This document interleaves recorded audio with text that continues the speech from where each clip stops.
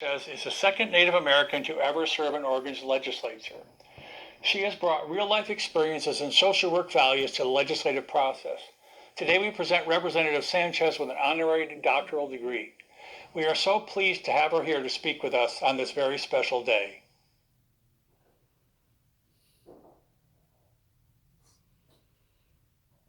As I was writing this, I realized that I didn't ask what time of day we were going to see this video. Should I start with good morning, good afternoon, or good evening? If I recall correctly, when I graduated from Portland State University, it was in the morning. Well, it was in the morning when I got there. I don't think I got my diploma in the morning. My best friend reminded me recently that the commencement speaker at my graduation was very powerful and that she still remembered that speech. And I had to admit that I didn't remember who that was. And by no stretch of the imagination do I expect that you will remember who I am either. I do. In the years to come, I have no doubt that you will remember, though, how you got here. So I'll start with good morning. And if you woke up this morning very much like the many of us did, having had a crazy COVID dream and had to ask yourself, what day is it? Then you're in the right place. We're all here in the right place. And today is the day that you graduate from Portland State University. Woo! I wanted to start by saying I thought a great deal about what I would tell you today. I thought about it 4 months ago, as a matter of fact. 4 short months seems like a year ago. No, maybe more. In February, at the end of the craziest legislative session ever, that should have told us something. When I was asked to speak to you today, I thought I would talk a little bit about the great responsibility and challenges that we have as social workers in these difficult times. 4 months ago. I thought I would touch on all the work that's being done in the varied fields that make up all we do and how it stretches out into so much more than what we realize.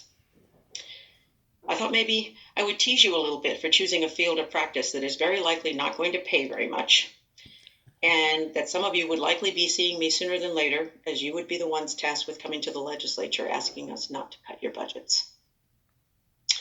In February, I thought sincerely that I would thank you for choosing a field that would likely challenge you every day, but be amazingly fulfilling on so many levels. Well, that was February of 2020, and I am recording this in May of 2020. Because we face not only the challenges of COVID-19 and how to stay safe and healthy during a pandemic, but how do we go forward from here and do the work we had planned to do? How do we reach out to people who we need to serve who don't have a phone or internet or maybe even a place to live? How do we help people who are struggling possibly for the very first time in their lives? How do we run a support group virtually?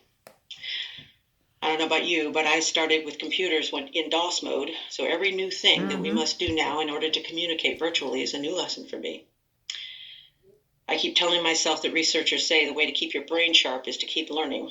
So like it or not, I keep learning. I keep learning Teams and Zoom and Google Chats. I have yet to master Facebook Live, and at this point, I'm just going to leave that to you, to the next generation.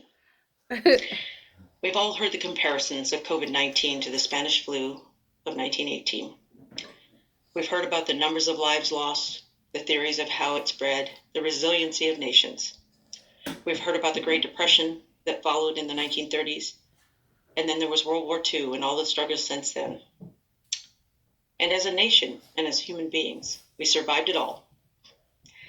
We've come out on the other side a stronger and more innovative society.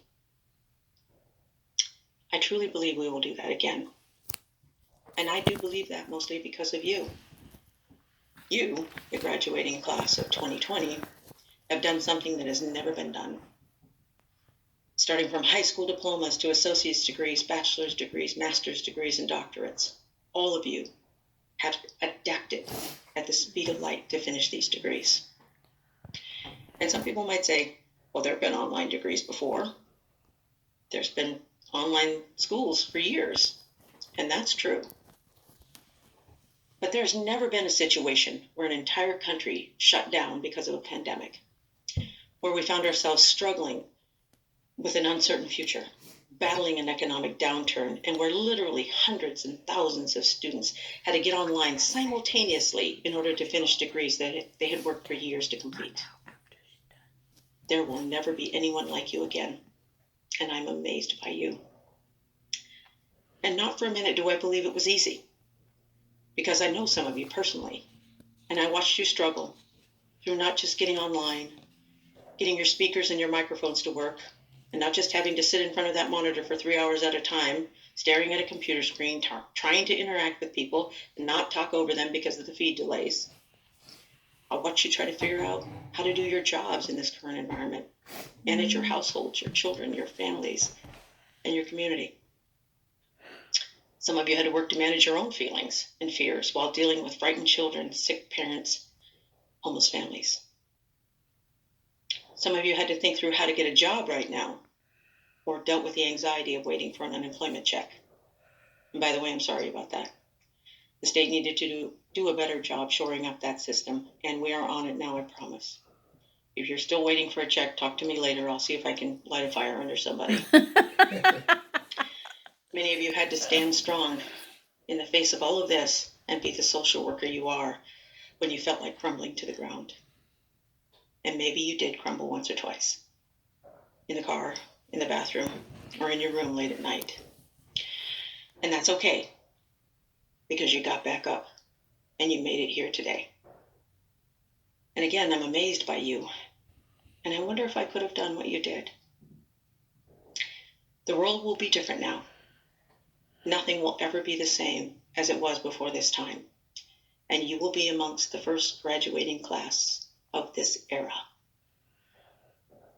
You may not ever be able to remember where you were when you first heard the word COVID-19, but you will remember how you got here today.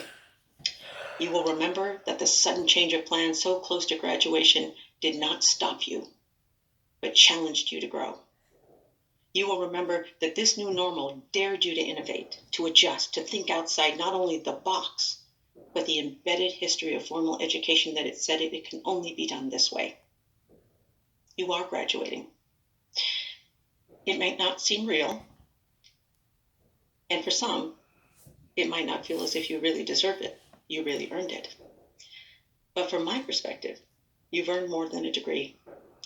You've earned the respect of many of us now, and many people going forward, all the ones coming after you because you were the first.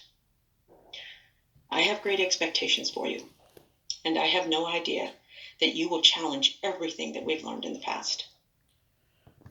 I hope you remember to stay connected to the people who came along this path with you today, because they will be the ones who share your understanding of change.